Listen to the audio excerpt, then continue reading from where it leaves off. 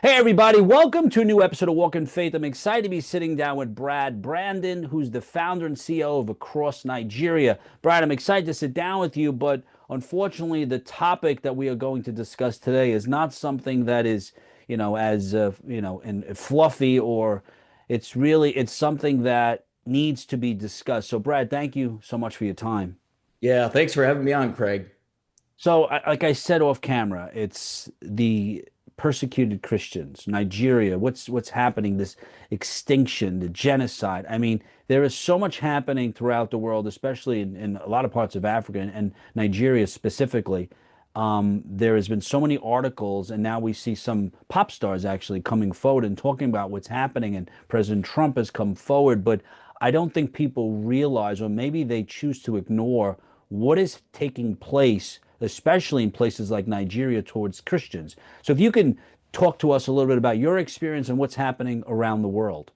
Yeah, the northern Nigeria is where most of this persecution is happening. And northern Nigeria right now is the most dangerous place in the entire world to be a Christian. So, just to give you a perspective on that, last year, if you took all of the Christians that were martyred for their faith, that were killed for being a Christian, 70% of all of those killed in the whole world were killed in northern Nigeria.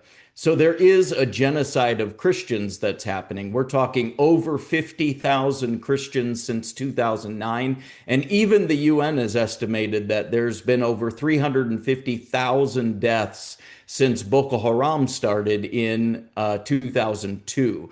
Boko Haram is a terrorist group in northern Nigeria, and they work alongside another group called ISWA, which is the Islamic State of West Africa. They're opposed to anything Western. That includes Christianity, although Christianity isn't necessarily Western, but in their mind it is. And they fight anything that's Western, particularly Christianity. So the areas that we work in northern Nigeria, most of the time the areas we work in are controlled by those groups, ISWA and Boko Haram.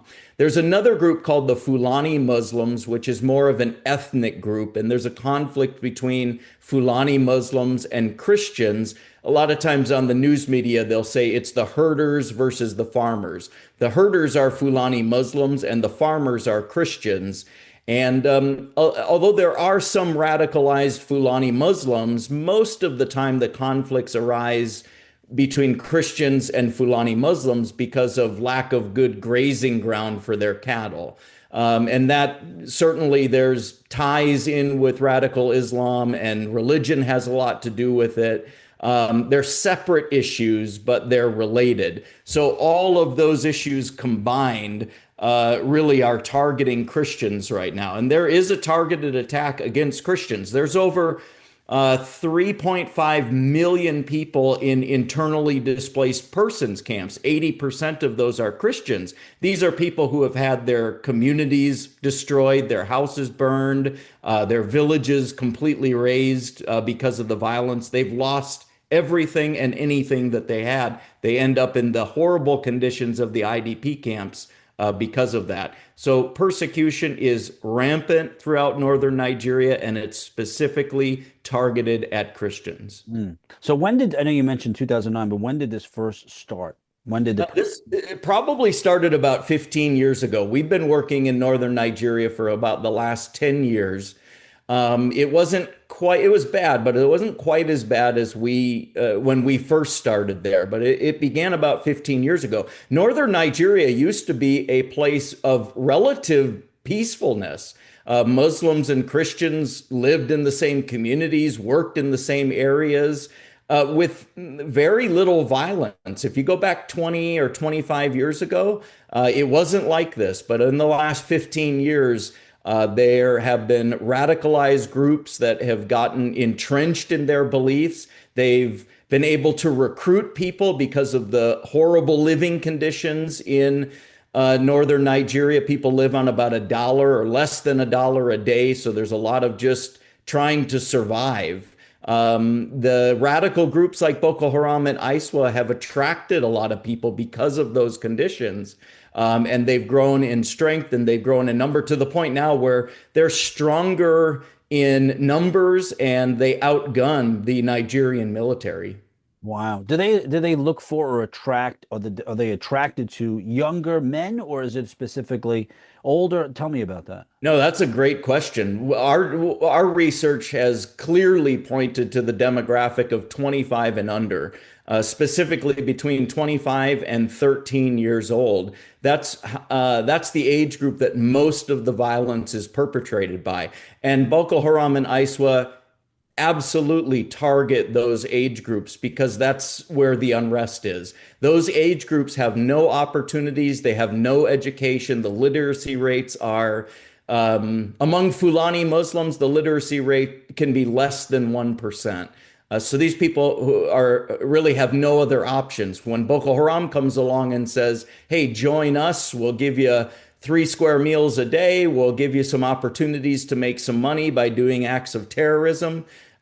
It can be hard to resist that. Oh my God. So, when you talk about terrorism and like we said, some of these stories, and it's not so we're focusing on Nigeria, but this is happening, I mean, throughout the world, but other parts of Africa. And there was one on November 19th.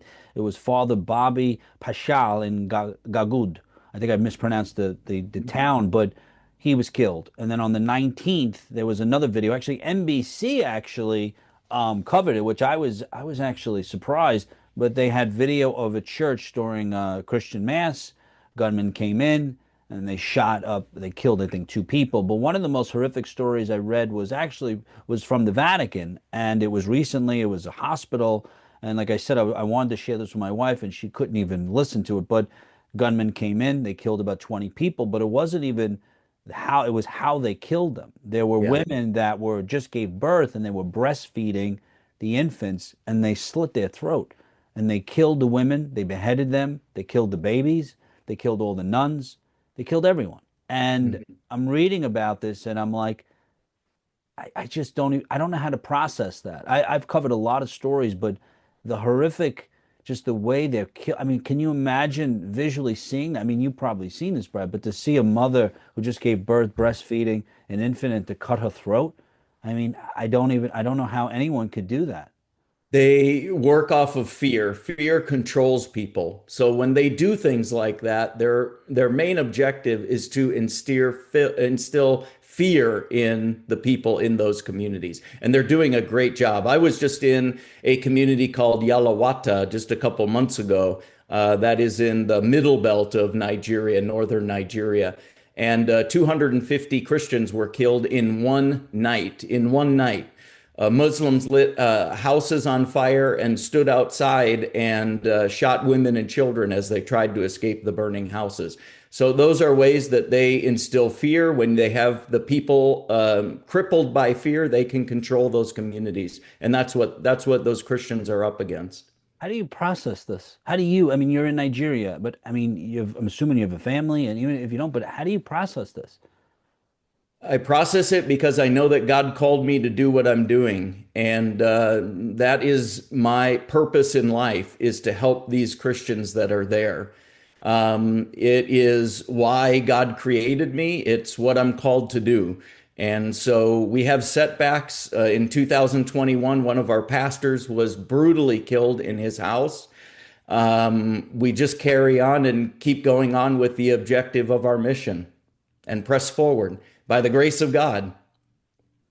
I don't, I mean, just sitting here talking to you about it and reading these articles, like I don't, I mean, how are you able to, because you can't disconnect from this and you can't disconnect from what you see and what you hear in the people and the people that you can't help. How do you, I mean, how do you go back to Connecticut and spend time with your family and sort of try to disconnect from that? I struggle with that. I spend about, and I'll be really candid with you, I spend about half the year in Nigeria dealing with our teams over there, doing what we do.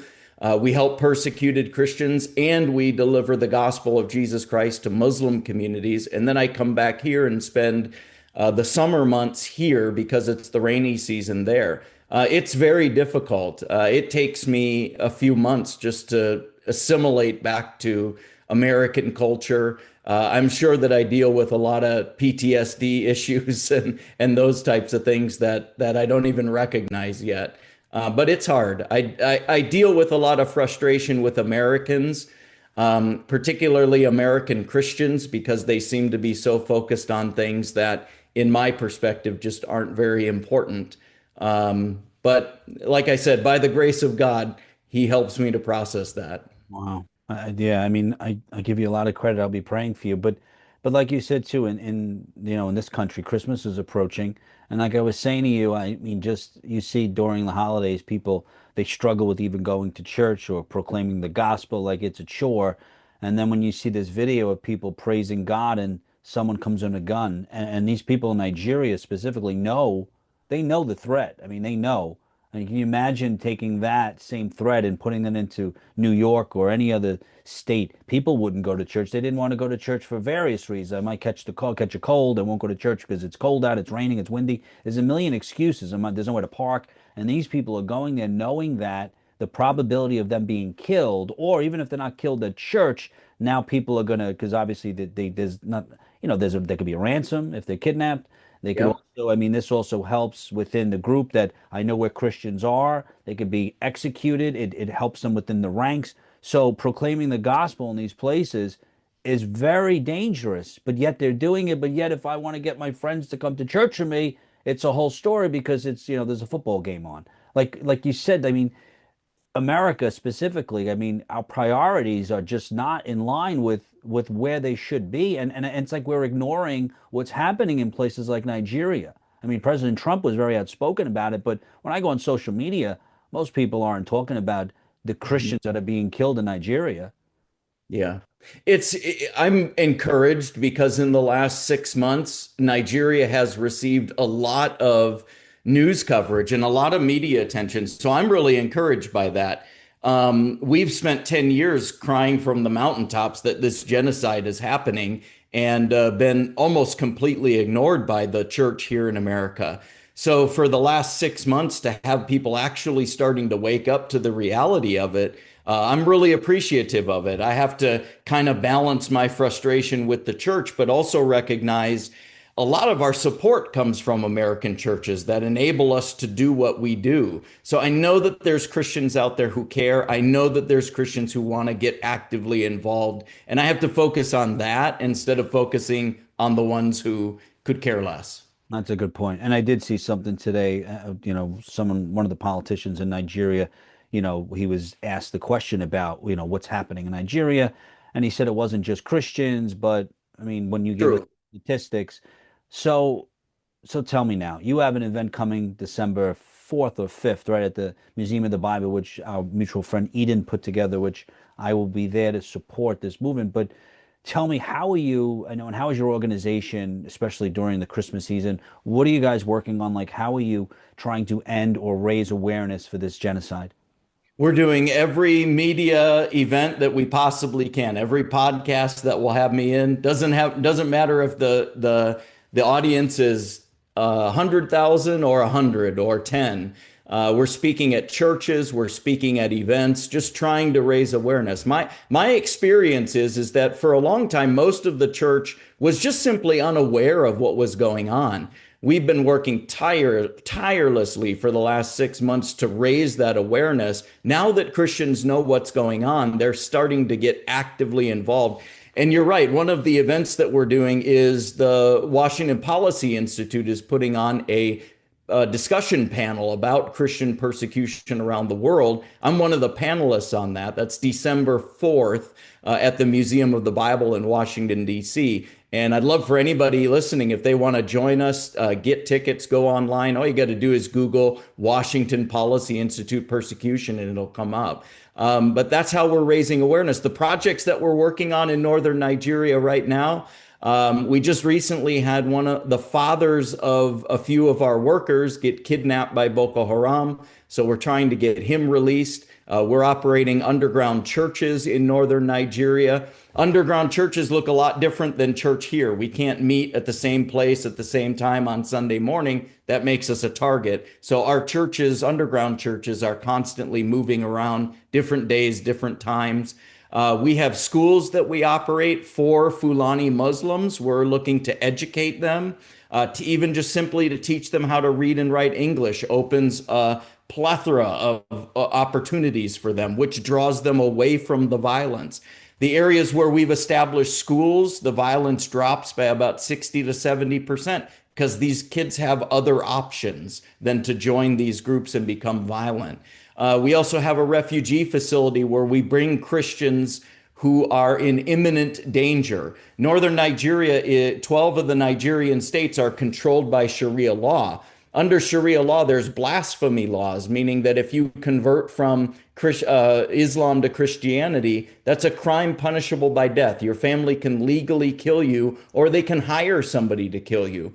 So we go in and extract people out of those situations, bring them to our refugee facility, help them to restart their life. So those are some of the big projects that we're working on. Our organization is across Nigeria. People can learn more. Just go to acrossnigeria.org. Oh, when you said that story, I was a story recently I covered, and it wasn't an actual kid, but the young man found Christ, and he told his father how he found Christ, and the father went into the other room, grabbed a knife, and Yep. chased after him to kill him. I don't recall if he killed him or not, but I couldn't believe the story. I've heard so many stories. Yes. I really I can't keep thinking about like that day you leave, when you have to say goodbye to your wife and your kids or your family. Like that's got to be one of the hardest days because you don't know if you're ever going to see him again. I don't. I never know if I'm coming back. I always leave a note on my desk for my wife to open in case I don't come back. So What do you those are what the do kind you of things what that do you we're up say to her? against. Like what do you say to her before you leave? We just say praying for you and love you, and we'll see you either here or on the other side. Wow. Brad, you are honestly one of the most inspiring people I've ever met. And I'm glad, like you said, that the United States and the church is actually speaking more about it. Like the more They you are. and like I'm not a huge fan of Nicki Minaj, no offense, never really liked her music, but to hear her at I think it was at the UN speaking about it, she's from Trinidad. I was like, Hmm. that's powerful because she's speaking about that we need to be open and talk about it. And then the Pope is talking about it and the president's talking about it, and it's something that And Bill Maher is talking about it. Bill Maher, really? Bill Maher, I should send you the clip. Bill Maher did a 47-second clip Wow. on the Nigerian genocide that's happening and actually scolded people for protesting the genocide that's happening in Gaza.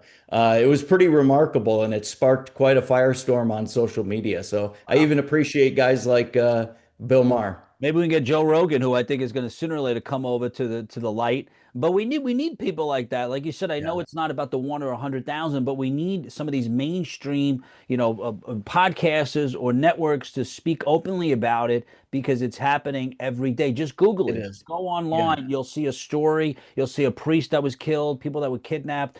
It's just horrific. But Brad, Just thank you. yesterday, 25 girls were kidnapped from a Christian school in Nigeria. The day before that, I think there was about 100 students that were kidnapped. These are kids that'll end up dead or being trafficked into slavery. You can imagine what happens to them from that point. They'll be sold into slavery by Boko Haram. That's what happens.